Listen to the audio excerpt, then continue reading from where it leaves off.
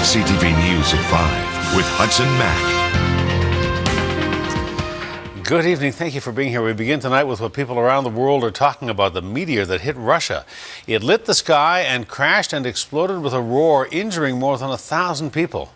And just a few hours after the meteorite made contact, we dodged another asteroid zipping past the Earth.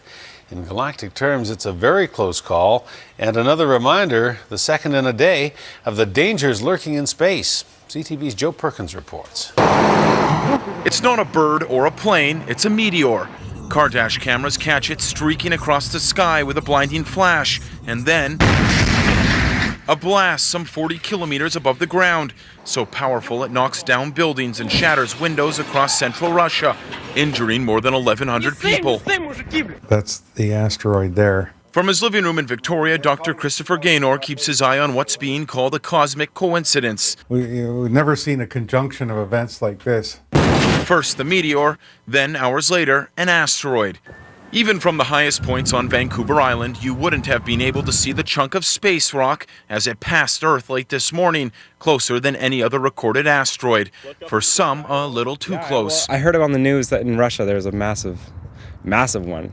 So, I don't know, I'm probably looking out today. Concerns from above are new to Vancouver Island. It's not as great as a tsunami or an earthquake or things like that, but there is a threat.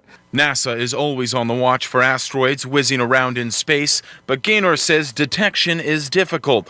What's harder, he says, is deciding what to do with an asteroid bound for planet Earth. There's kind of a discussion about how to deal with these asteroids, because it's not as simple as setting up Bruce Willis with a nuclear bomb. The United States government just asked us to save the world. In 1998, the world collectively laughed when Hollywood sent a team of oil drillers into space to blow up an asteroid the size of Texas. May sound crazy, but wait until you hear what Gaynor says NASA's contemplating. Wrap it in tinfoil. Yes, or drop paint on it. Anything, he says, that could change an asteroid's trajectory. Are you being serious? I am being serious, yes. Gaynor says meteor strikes rarely occur over populated areas, but when they do, and especially when there are injuries, they serve as a reminder of the dangers above. You know, who knows? There may not be anything with our name on it for hundreds of years. There might be one next year. It's a possibility that leaves little comfort for some. Nothing would survive, not even bacteria. What do we do? It's a good question, one scientists are still trying to answer. Joe Perkins, CTV News.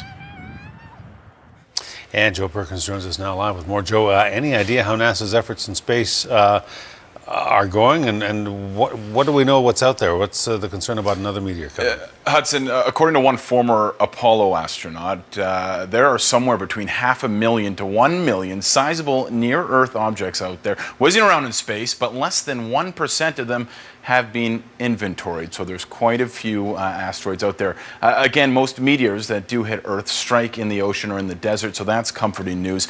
We should also note, Hudson, that 20,000 rescue and cleanup workers have been sent to the region in Russia to help out with the recovery effort there. But you know what people were talking about at the water cooler today, Joe? Had this thing in Russia hit in a major urban area, it would have been catastrophic. Oh, it would have been huge, disastrous. All right. Yeah.